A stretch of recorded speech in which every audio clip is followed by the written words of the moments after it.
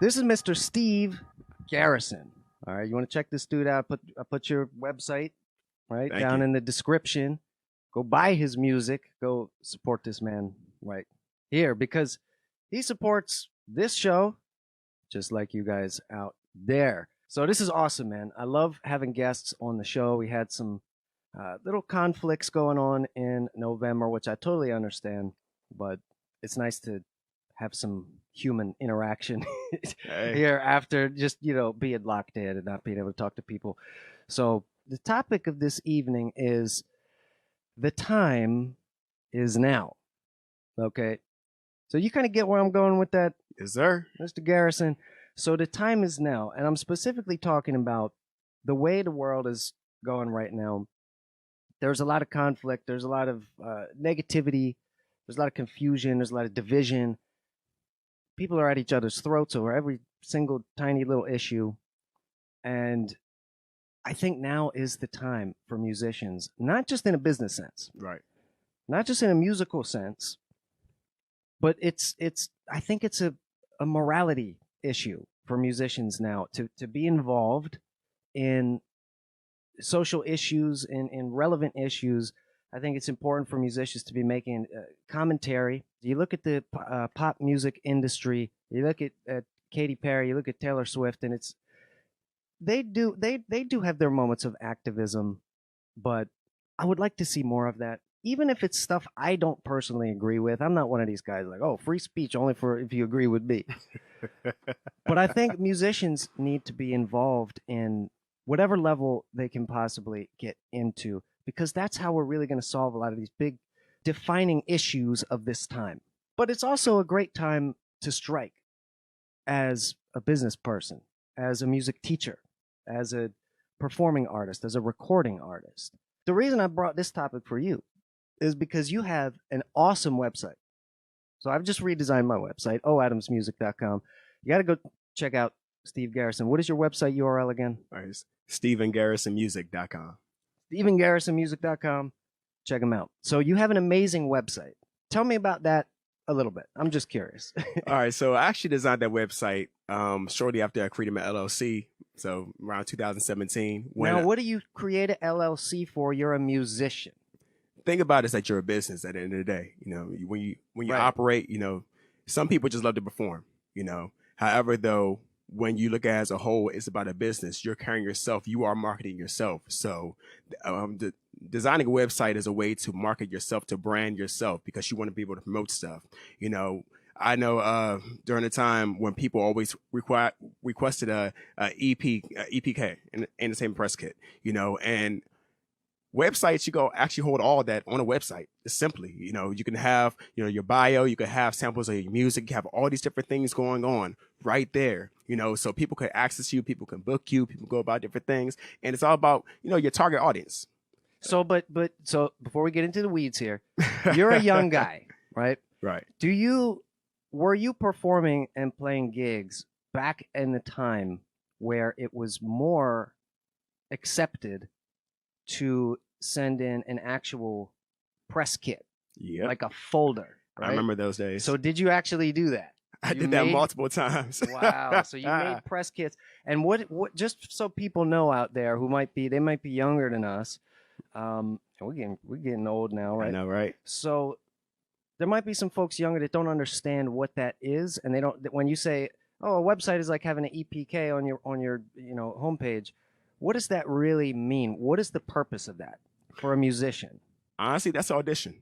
It's an audition because a lot of times with the businesses, especially the way businesses have evolved now with live music, it's not just about how you sound, because the entertainment press kit, it requires a music sample because they want to know what you sound like.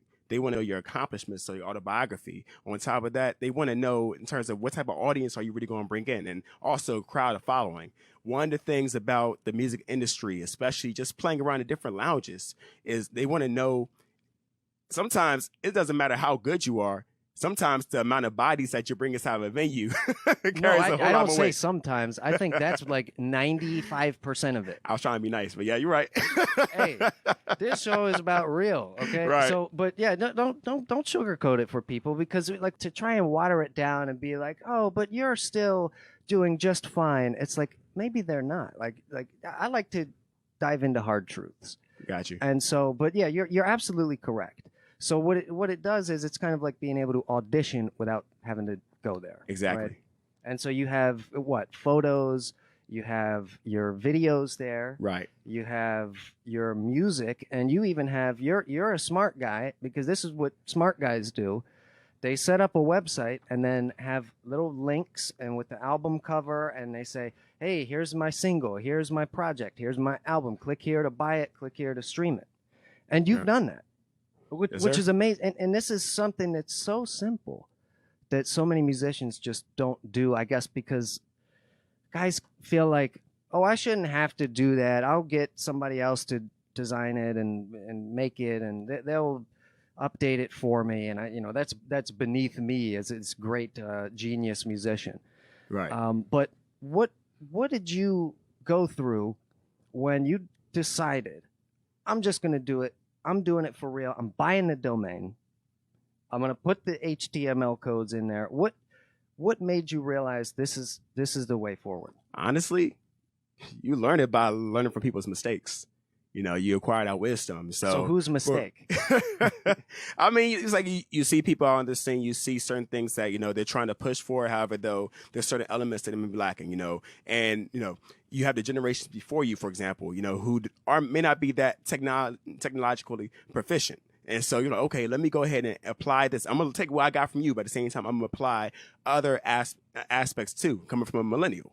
And so one of the things that's very important, that's why I always encourage people, always inspire people, is that what you lack, someone else has to make up for, and it's going to come out of your pocket. So the thing about it is that you want to master, or you want to be proficient as many things as possible. I can't really say master because, it's always a growing journey. However, though, you want to be proficient. So when it comes to branding yourself, you want to be able to update and complete your website. You want to be able to understand the basics of recording, even if you don't record yourself. For me, I have a small little studio. I lace tracks. I do all the stuff from my own place as well. I may not be the master producer, but at the same time, I can do enough to get something out there. So you want to be as well-rounded as possible because it's becoming a movement. You're becoming a business. You should be able to at least be knowledgeable all aspects, all ends. You got to wear a lot of hats, right? Pretty much. And so, but here's my question about that. Are you the guy actually wearing a hat as far as the design of the website? Did you go with a template just to give the information for the folks out there? Oh, no problem. I'll give it away. Right? Because they're sitting here thinking, I don't need to do that. It's just too much work. Nobody's going to click my link anyway. But what did you actually do? Like, what was your involvement with the website, and how deep are you really digging into that ability to utilize it? So my thing is that I actually created a website myself. I did seek some advice from some of my mentors, and that's another thing about the music industry is that you always want to have mentors, people around you who actually, raise you up, not just your peers. I'm talking about older people who are more experienced. Yes. And so I designed it myself. And the thing about websites nowadays, it's just as easy as creating a Facebook page, creating an Instagram, creating social media. It's the same exact aspect. They have so many different domain companies out there. They have Wix. You could use Weebly. I'm saying I got Square. For me, I use this domain called Bandzoogle. And the reason why I chose them is because they're strictly dedicated towards musicians and bands. And when it comes to the music industry. And so I like them so much because I still use them now. I didn't switch domains at all. I still use Bandzoogle as my main thing because they're always updating different templates that you can go ahead and use. And more importantly, they also give these tidbits, these professional development workshops, and these different reads about different ways to approach the music industry.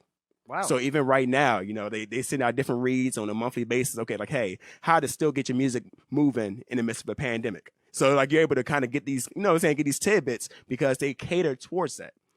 Yeah, dude, that's so amazing. That's such valuable advice, I think, for folks to not feel like you're lesser because you're doing it yourself. Okay, it's such a weird thing that because when I did my website, I was just like, all right, I'll just put my contact information. Like my first attempt at a website I didn't really care about it that much. I was just like, I want to just have something that works. Right. I'm not a web designer. I don't really want to be designing my own website. It's not going to look good. And I think what you said is so valuable because there are so many tools out there. Right. Like when I redid my website, I was like, I'm not gonna just put newer pictures on it. And I said, I'm going to make something where people can go there and learn something just on the website without having to pay $1, without having to buy a thing, without having to put their email address.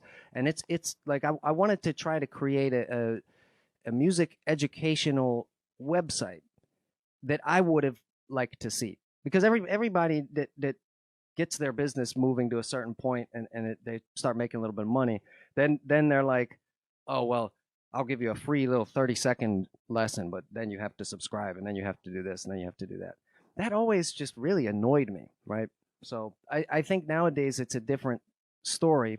When you're getting started, you have to offer value for free, and you've really done that with your site, and that's really awesome. Like I see you have your guest book there, you have the videos. There's so much stuff you could do. Like you could just go there and hang out. So I do want to add on to what you said about, in terms of engaging, because engagement is the biggest factor, when it comes to attracting people or people checking you out as an engagement piece. So you're talking about the education aspect, matter of fact, that's actually direction, because, I'm an educator as well. So a good thing to do is that, people subscribe to your website. That's perfect. And so I tried to send out monthly newsletters, letting people know what's going on, what I've been working on, saying even in the midst of a pandemic, hey, what's going on, y'all, and then for those people who have just been faithfully follow me, I actually it's that gratification. I like to get that reward. Like maybe, hey, there's a song I've been working on, or maybe, I'm saying, some songs I've recorded, or even like a live performance I did, I just chop up a track and send it to them. Like, hey, look, I'm saying, because y'all follow me, y'all stay in touch. Here goes just a bonus track from me live at Blues Alley, or from another venue, just for something, just to kind of hold the mind over as I get my next project together. And how much money did you make off of that? I mean, honestly, no, I'm saying off of sending an email of just, here's some free content here, enjoy it. I mean, not right there. Do you really make a profit on that? I don't make a profit off of that right there. But that's the point, is that you don't have to make a profit off of that right there. But I know what you're about to say. It's a long term. It's a long term. You're investing in that relationship, right? In that connection with that person. They're like, oh, this dude actually cares about me enough to not like nickel and dime me over his little like crappy halfway done song. Like you're just like, here, check it out because I want you to hear it. Right, exactly. And that's such an important mindset. And guys like you that understand that, y'all are going to exponentially grow online because the time is now, right? The time is now. That's true. So let's get into education because dude, you are on fire right now. You've just blew probably 8 people's minds right now. So let's talk about education. The time is now. The time is now if you're a musician to take teaching music seriously and stop looking down on teachers and stop considering teaching to be like a backup plan. What is your philosophy on teaching? When did you start? Why did you start? Honestly, I started teaching at 16. Awesome. One of my sax teachers, he actually kind of like just voluntold me. He was a youth minister at the church. Now he's a pastor of a church. And during that time, he's like, no way, I got a summer arts academy. You're going to teach music lessons. I'm like, what? I was like, what in the world? And however, though, I got in that position, that kind of got me, really into it, teaching students. I did it for like the next like 4 or 5 years, matter of fact, and just teaching, You didn't have a pedagogy degree? Learn from. Hey, look, sometimes the best lessons are just learning and get thrown into the fire, honestly, But that really ignited my fire towards teaching, And truth be told, I still was kind of now because, it's a certain like stigma, a certain thing that goes along with being a musician, Like, I'm sure how many of y'all have heard like, oh yeah, you're a musician. Okay, what's your real job? Yep. That used to, oh my gosh, I used to grind my gears. So, but Steve, I have a serious question for you. Right. What's your real job? I'm serious. That's the way it was. It's like, man, like, oh, you're like, what's your real job? So do you do something else, or you just play? Oh, musicians just starve. That's all they do. All those things used to just really like get underneath my skin. So Yep. I always knew I had a gift for teaching, but I always just suppressed it because I didn't want to fall into that sort of like, oh yeah, musicians teach. I'm like, but at the end of the day, I recognize that first of all, those opinions don't matter. But even more than that, recognize that it's all about a business. It's all about exhausting all your different avenues. Yeah. So yeah, I decided to take up the teaching. Right now, well, I started off teaching matter of fact, before Prince George County Public Schools, I taught at a charter school, then went to PG County Public Schools, and now I'm teaching for DCPS. On top of teaching at DCPS, I'm also teaching at my alma mater, Bowie State University, as an adjunct professor as well. And so, my biggest thing is now that I'm older, is about creating multiple streams of income. Oh yeah. So that way I'm not relying on just one thing. That means I don't have to wait about the next gig. Matter of fact, I'm in a position now which I'm happy about where, I take gigs as I please. You know what I'm saying? Like, it's you like do the stuff you want to do. Right, exactly. Which is why you're here on the Owen Adams Music Live Show. But that is so important. And now I don't think people consider teaching and assistant professor. I don't think a lot of people consider that like a stream of income. Teachers get a bad rap, dude, especially music teachers. Like you'd be lucky to find a school that even still has a music program that exists. Yeah, it's a lot of stuff going on because so many times, we got the STEM focus now going on in schools where, that science, technology, engineering, mathematics, that's really rising. I think they should just fire all the math teachers, replace them with band directors. The kids will have so much more fun at school. They'll be like, Mommy, can we go to school early today? Right. I can honestly see that, really. But the thing about it is that music really pours into all that, So even, teaching, that my students learn about math. They learn about subdivision. They talk about reading. They talk about, all these different aspects. And they see how it all connects. Connects. I'm sorry. No, I'm saying it's good. That's so important. And I think people don't realize that. Right. People don't realize the value of it. They look at it like, oh, it's like, whatever, Katy Perry on MTV, and like that's what they think music is. Right. It's like it's a science, it's an art, it's a language, it's physics. There's so many things. Right? It's hilarious because I talk to people, even adults or other educators. I'm like, but I promise you probably whenever you have to go and say the alphabet, I promise you probably still sing the ABC song in your head. That's a song. It's a mnemonic device. Right, exactly. And music is often used for that. Even if it's not even music, it's the rhythm. People often, when it comes to memorization or learning something, they often apply it to a rhythm. Yep. So that rhythmic type of cognitive ability actually lies in that skill basically got me through high school. Like, right. I understand. I would not have graduated if I didn't have ways of like remembering stuff and like just thinking about it, and, like putting it into a pattern, putting it into a group. So that's so important, man. Right. So as far as teaching goes, right.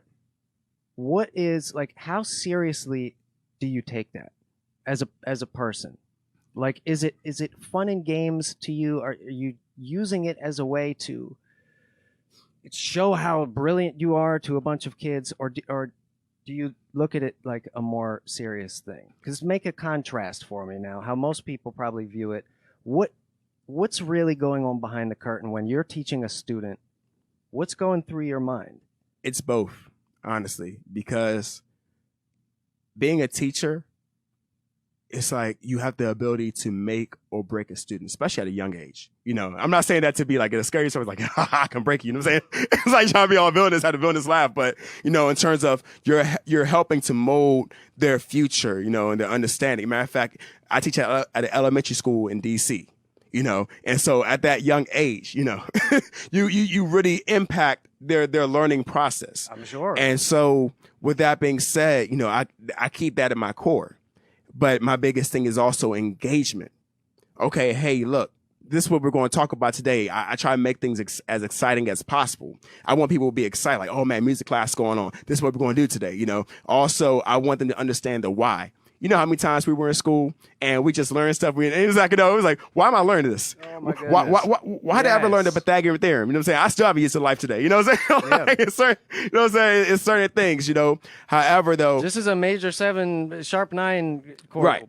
But why? Exactly. Like, how is it not something else? How do you know? So it's about, guiding students to help them find their why. In terms of their life, their purpose, in terms of, even in class and why is this relevant. See, that's what I was really trying to drive towards. Right. Which is music gets you in touch with your soul, right? Exactly. It gets you in touch with your identity, the core of your very being. Right. And I think when you give that gift to a kid and you compare them to the ones that never learned an instrument, their parents never really encouraged them, never really cared, there's such a huge difference there, man. And it is that true in your opinion? And do you see a difference?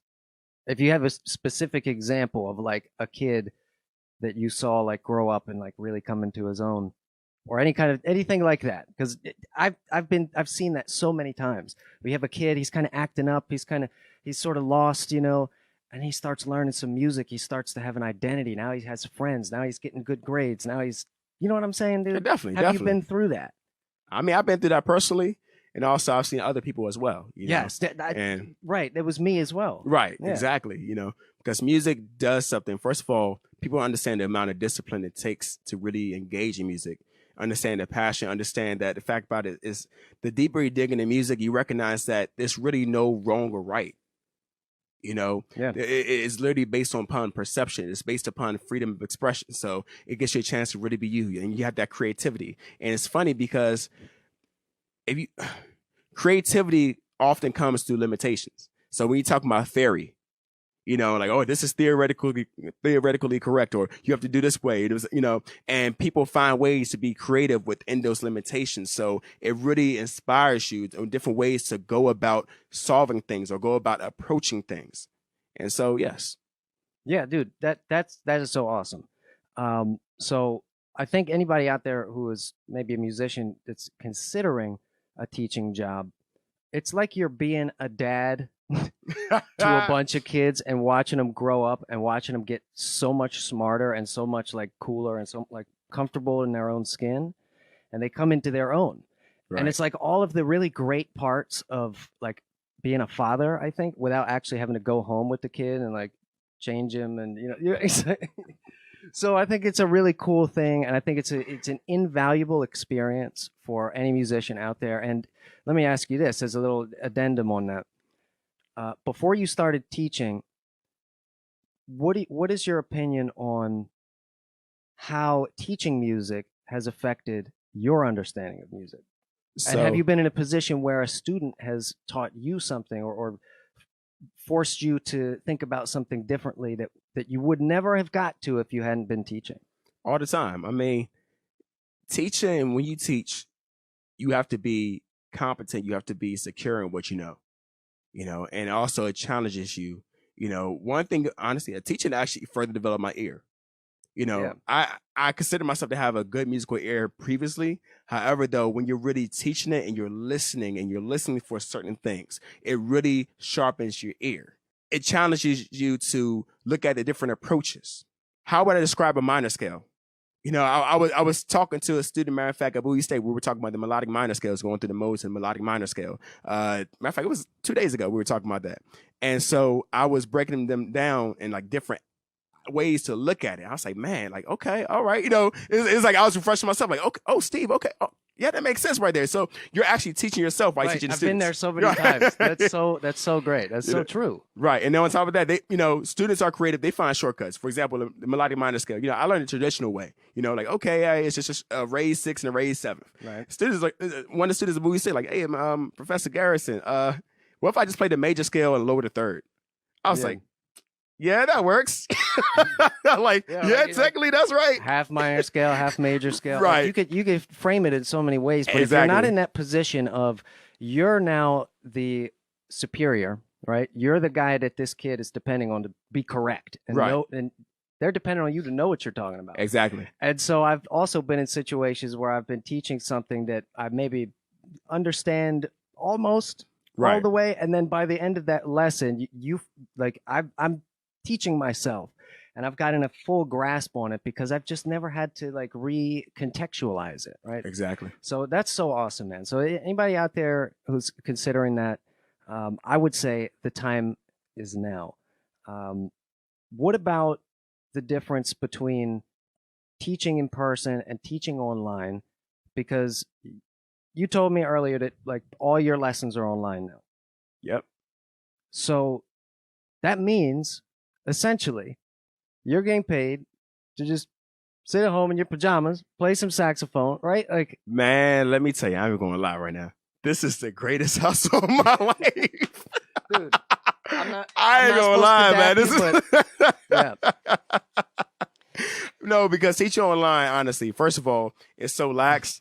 I save gas money because yeah. I ain't out nowhere. I'm not tempted to stop by Chick-fil-A or Wawa anywhere. It's like I'm trying to get this. And neither are your students. Exactly They're right. going to be in better shape too. Exactly right.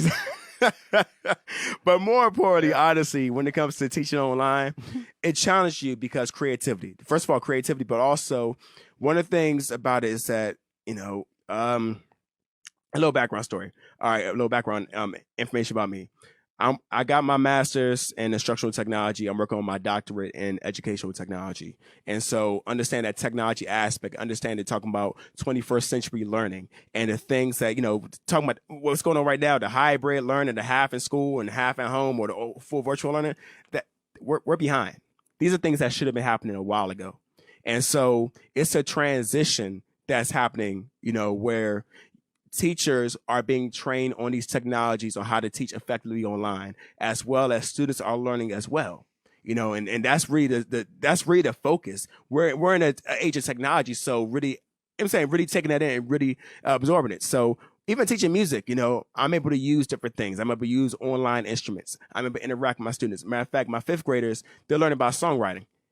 And it's hilarious, real fast, funny story, because I'm like, okay, no problem. They're learning about piano. I put on a video of Alicia Keys' Unbreakable. I was like, okay, like, yeah. So they heard her sing and heard her play piano. I was like, so who is she? We don't know. And I recognized, I was like, it's Alicia Keys. The song dropped in like 2006. Oh, she old. I'm like, but just seeing that connection. But at the same time, I'm able to provide for them those YouTube links. I'm able to provide for them those virtual instruments. We're able to engage. I have different softwares that we're using. We're screen sharing. They're sharing me their creations, and they're excited about it. So it's a different way to engage. And also another thing about it is in terms of teaching virtual is that, to a certain extent, you don't have to worry about having limited resources. Like maybe if you're sitting down in a music lab and you got a certain amount of keyboards, I don't have to worry about that because everyone online has their own keyboard. Everyone's able to make their own song. So all we're doing is screen sharing and showing each other what we have. Now, in your opinion, is it as effective as an in-person lesson? It depends. Honestly, it depends because it depends on the learner. Music, the thing about music is very tactile. So it's very hands-on, in terms of grasping it. Right now, with my music side, I would say yes. I confidently say yes. I mean, different subjects, and also it depends on, like I said, it depends on the teacher's understanding. Because one of the biggest things about this, and this also comes to musicians as well, is that you got to be properly trained. You got to be properly trained in the craft. You got to be properly trained on this approach. It's not something you can just pick up and say, okay, hey, or get thrown at you and expect to be able to perfect it. It's something that you got to be knowledgeable about it, And the same thing with your clients, or same thing, like I said, in terms of teaching the students. Students have to be knowledgeable, be able to be proficient, maneuver around it. And so my students, they're very comfortable with it. Matter of fact, probably because I do most of the work in terms of presenting the stuff. All they got to do is just dabble around and have fun. However, though, because I feel like I have a certain level of competency, it doesn't bother me. So, but all right, now let's dive into, you're talking about all this new stuff. You're throwing out buzzwords, hybrid, education, technology. What kind of tools are you using to make sure that those lessons are as effective as possible, despite the new medium? Okay.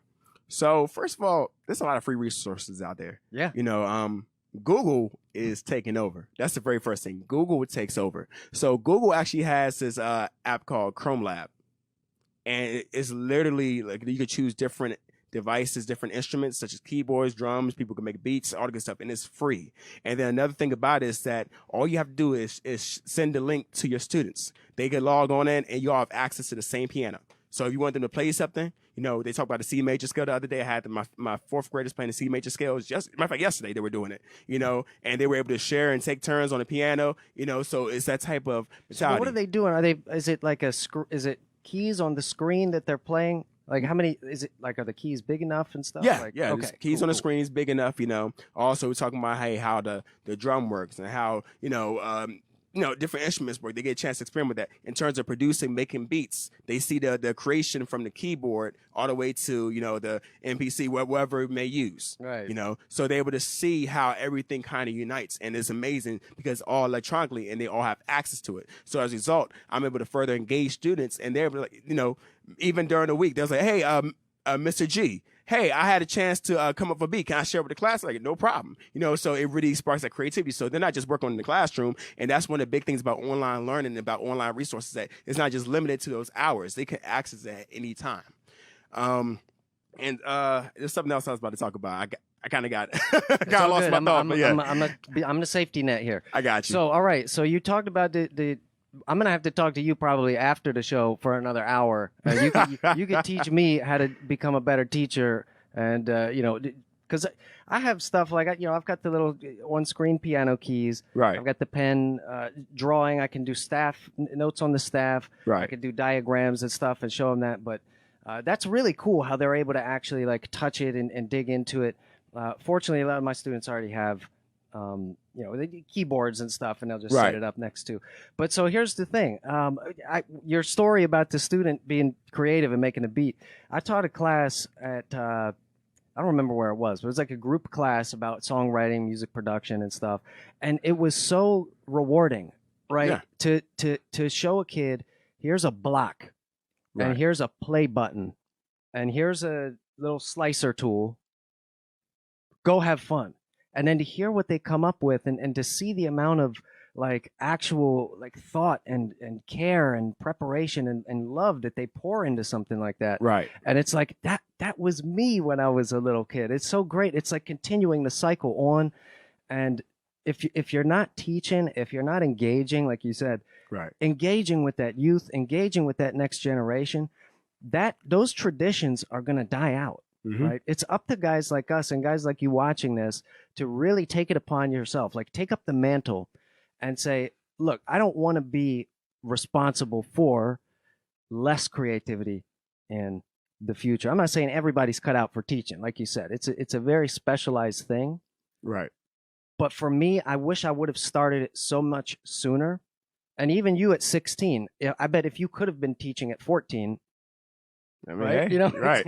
And because again, it makes you better at your craft, and then it feeds into it. It's like a feedback loop. You get better at what you know, and then you become a better teacher, and your students are teaching you stuff, and it just keeps feeding into itself. Well, let me specify in terms of the teacher aspect, because like I said, yes, I teach in different classroom settings.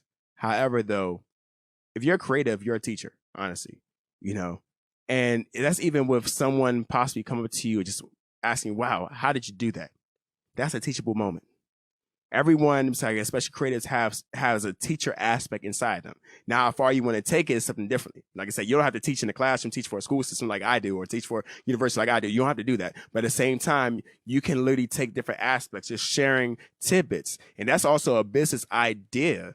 I know so many professional musicians that even during this pandemic time, they're offering private lessons. Even if it's for just like, a couple of months, they're offering Skype lessons where you're able to dig with them, where they're able to share these different things. Because at the end of the day, teaching is nothing but the sharing of knowledge. One thing I enjoy, the reason why I enjoy teaching so much, because I'm literally sharing what I already know. I'm able to inspire and relate it to them, relate the information to them and make it relevant. So it's something that is very, like I said, it doesn't require, it doesn't drive, I'm saying it doesn't drag me. It doesn't drain me. I'm not running out of energy. It's just like, okay, all right, no problem. Hey, we try to talk about, okay, I got you. I feel like I get energized when I'm like about to teach a class or I just taught a class. I'm like, I'm ready. Like when I'm teaching, my brain is just in the moment. Right. I'm in the material. I'm diving in. I'm not thinking about nothing else before, past, present, future. I'm like right there. And that's another great thing for musicians too, is to just be in the moment, which we're about to do in a second here. Yes, sir. This is such a great conversation, dude. You're on fire. Great interview. Right. Appreciate you.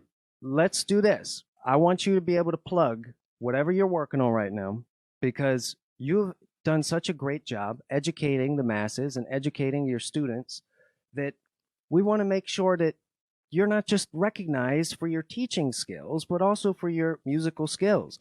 And there's like two pieces there. I feel like people are maybe hesitant to try to do both things, or they struggle with balancing both things. Right. But I want you to, any projects you're working on, any stuff you want to plug right here, any links, social media, go. Okay. I mean, well, truth be told, right now, I'm actually finalizing. My debut album is in its final steps right now. It's called Solitude. It's been something that's been long in the making. Matter of fact, I think I've probably spent like 3 years working on this thing. But long story short, this album is called Solitude. So it's set to release next month. Matter of fact, Was that album about the lockdowns?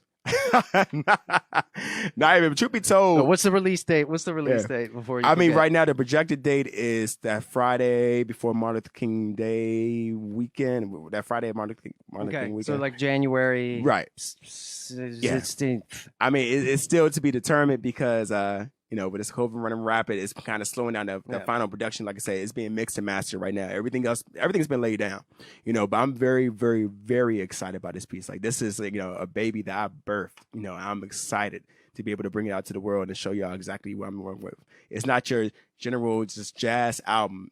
It's that car riding, that kind of that feel good, that that hype. It has a lot of different components in it, and I have so many different special artists who contributed their work, to this album as well. So you're saying it's like Kenny G, basically.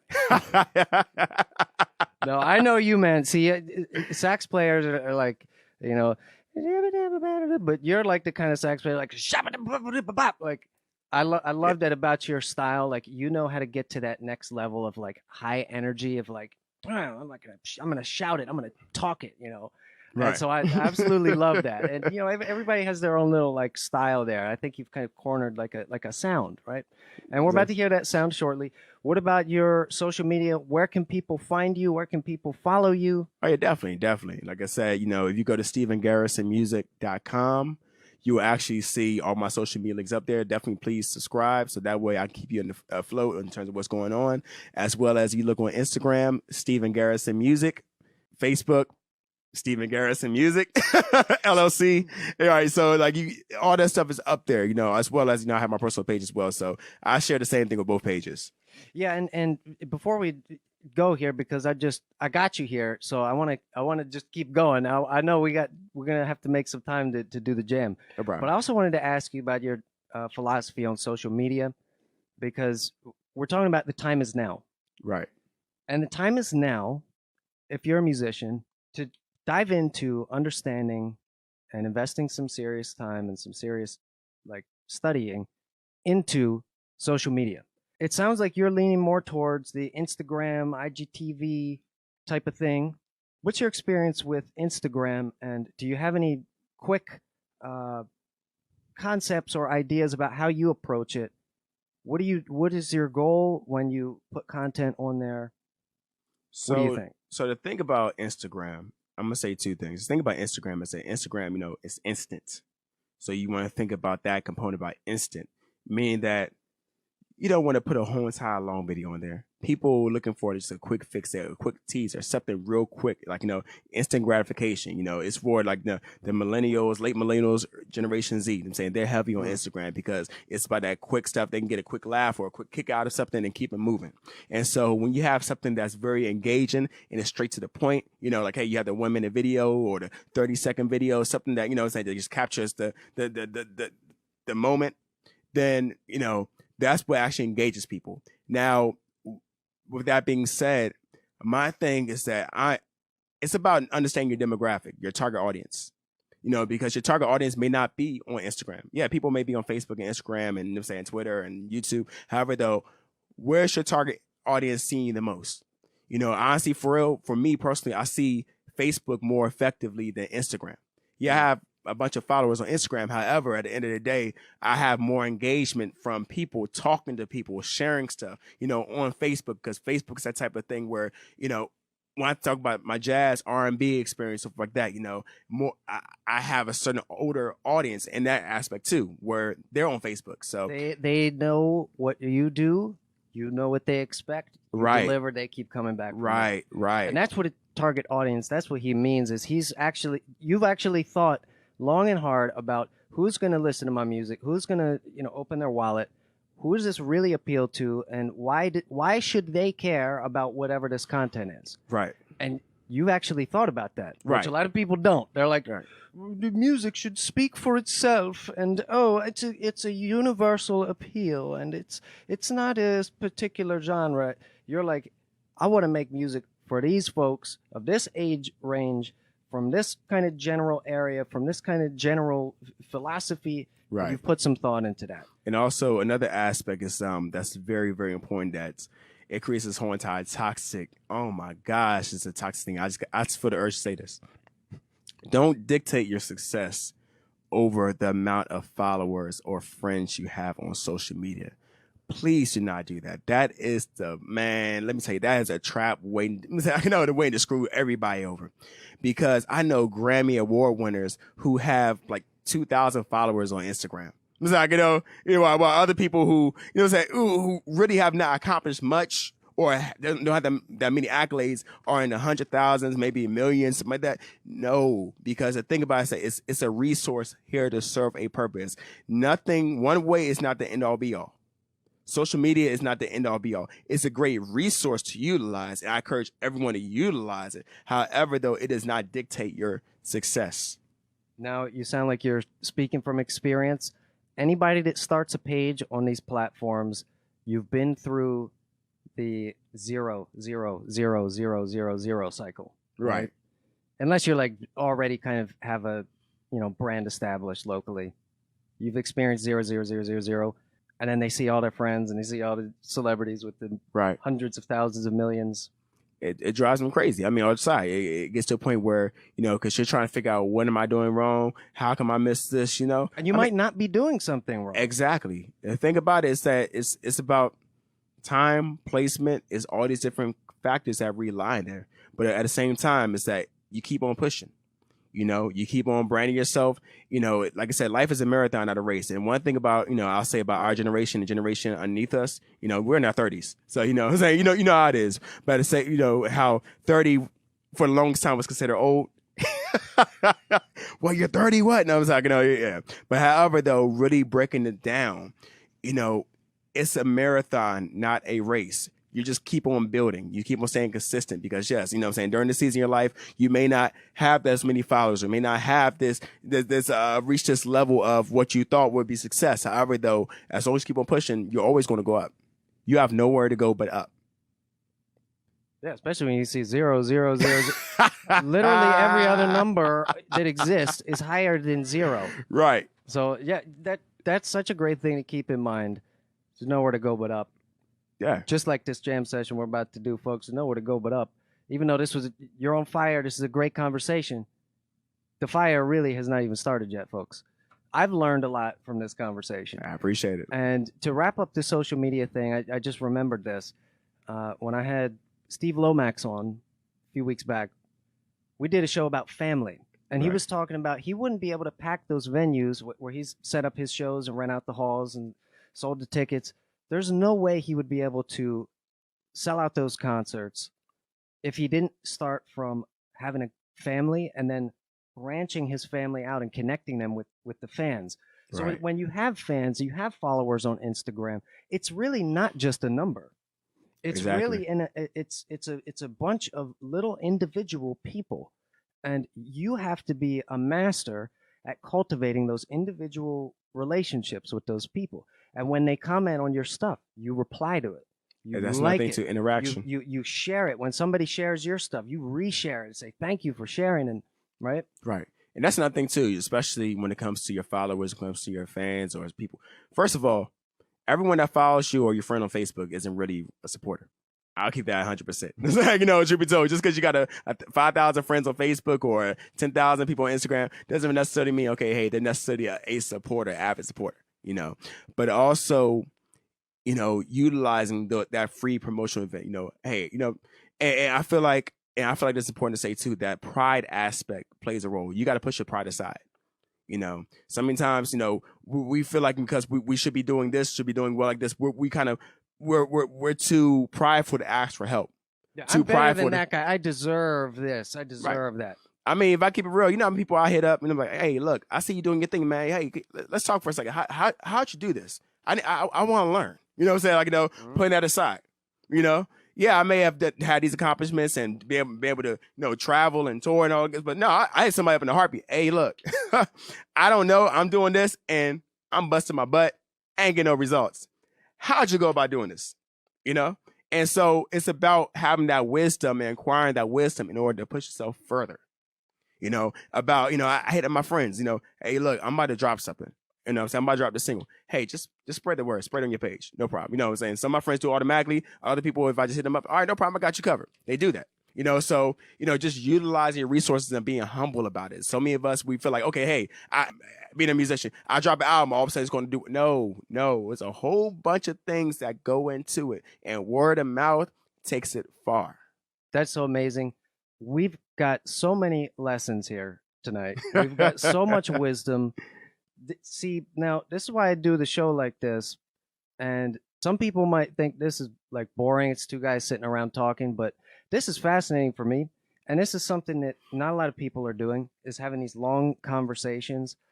And I think a lot of the division and anger and like disagreement between people could probably be solved completely if they just sat down like we're doing here and just had a conversation, right? Exactly. It's easy to be behind your keyboard and with the protection of your anonymity online and be like, oh, I could just say whatever I want to this person. I could post whatever I want. I could trash them and post their family's address. Let's post their phone number. Da, da, da. But if you just talk to them in real life, you probably wouldn't be anything like that. You'd probably just be like, oh, hey, what's up? Polite, normal. And so I absolutely appreciate the fact that you're here. Thank you so much for coming, man. I appreciate you having me. And yes, sir. So we did The Time Is Now for becoming an educator, for becoming a teacher. We did The Time Is Now for investing more time and more expertise in social media. The time is now to set up your own website, your own central hub, your own little location where all of your information is. You can go there, you can hang out, you can see all of your stuff. It's a way of inviting your fans in and making them part of the family, making them feel like they're part of the family. So again, I appreciate you, dude. StephenGarrisonmusic.com. Yes, sir. Okay. And if we could just put up the little title text there real quick, just to finalize. The time is now, folks. The time is now. Steve, you're here now. We're getting ready to jam right now.